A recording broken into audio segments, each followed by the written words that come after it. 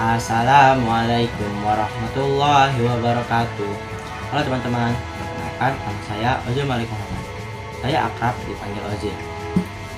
Saya bersekolah di SMP Muhammadiyah 2 Jakarta dan saya berasal dari kelas 8B Al-Maidah. Status saya di IPM yakni sebagai anggota bidang kajian dakwah Islam, yang insya Allah pada kesempatan ini saya ingin mencalonkan diri saya untuk menjadi ketua bidang kajian dakwah Islam. Apa sih alasannya? Alasan saya ingin mencalonkan diri sebagai ketua bidang kajian dakwah Islam. Alasan saya yang pertama sudah tentu ingin melatih jiwa kepemimpinan yang lebih lanjut. Kedua, menumbuhkan rasa tanggung jawab yang besar terhadap organisasi dan bidang. Yang ketiga, menambah pengalaman yang lebih menantang dengan menjadi pemimpin yang baik dan amanah. Nah, teman-teman, dalam video ini saya akan membahas 4 poin penting yang harus teman-teman dengarkan secara baik-baik. Poin yang pertama yakni visi dan misi. Yang pertama, saya akan membahas visi. Visi saya yang pertama yakni membentuk anggota bidang yang bertanggung jawab dan menjalankan nilai Islam berkemuhammadiyahan, serta mengembangkan program-program yang bermanfaat bagi warga sekolah dan lingkungan sekitarnya. Yang kedua, membuat bidang kajian dakwah Islam menjadi ladang kreativitas bagi seluruh anggota bidangnya. Yang kedua yang akan saya bahas adalah misi. Misi saya yang pertama yakni menanamkan sikap disiplin, tanggung jawab, dan akhlak mulia pada seluruh anggota bidang melalui kegiatan atau program kerja yang menjunjung tinggi nilai Islam berkemuhammadiyahan. Kedua, mengajak anggota bidang untuk berperan aktif dalam program kerja agar terbentuk kerjasama dan tanggung jawab bersama seperti menjadi penanggung jawab atau PJ suatu program kerja. Poin yang ketiga yang akan saya bahas adalah program kerja yang insya Allah akan terlaksanakan dengan baik. Program kerja yang pertama yakni One Day One Hadis.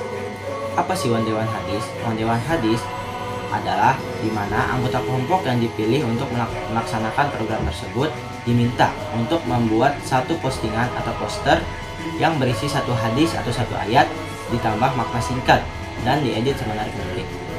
Postingan ini akan di-share ke IG atau media sosial sekolah. Program kerja yang kedua adalah kader dakwah muda. Kader dakwah muda adalah setiap anggota bidang yang diminta untuk melaksanakan program tersebut membuat satu video dakwah singkat yang bermanfaat bagi semua orang. Video tersebut juga sama akan di-share di IG atau media sosial sekolah. Kedua program kerja tersebut bertujuan untuk melatih tanggung jawab, membiasakan nilai-nilai Islam pada kehidupan sehari-hari, dan membuat anggota kelompok percaya diri. Program kerja yang ketiga yakni Action Evaluasi KDI. Apa itu Action Evaluasi KDI? Action Evaluasi KDI adalah evaluasi bersama yang dilakukan ketua bidang dan seluruh anggota bidang, baik tatap muka maupun secara Google Meet, yang bertujuan untuk memberi motivasi kepada seluruh anggota bidang agar selalu bersemangat dan mempunyai rasa tanggung jawab yang besar terhadap program kerja yang mereka laksanakan.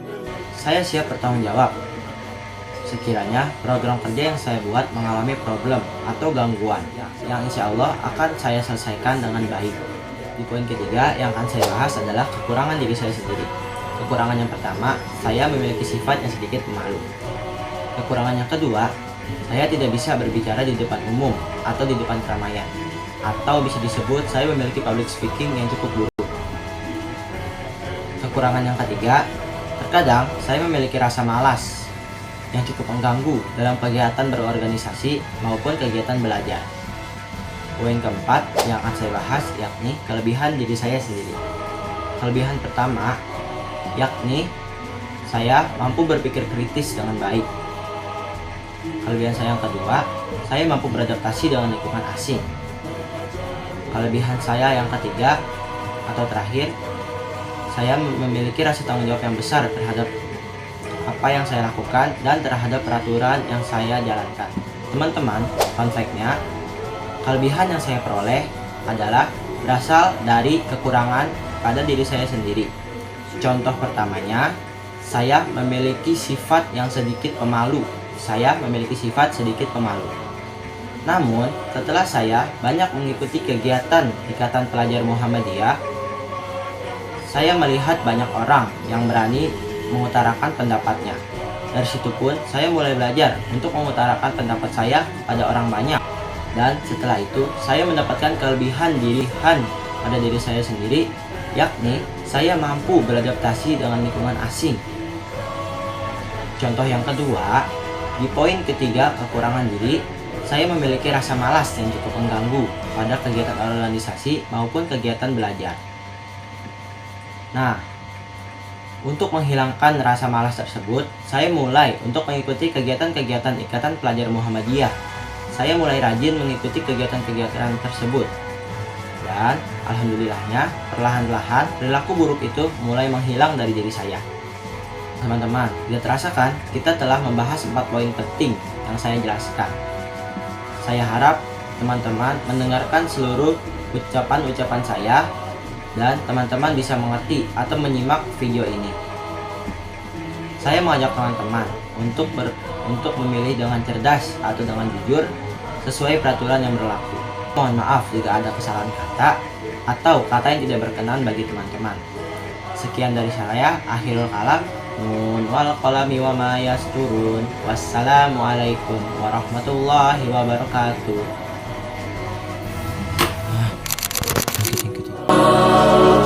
Menjadi kader yang siap sedia untuk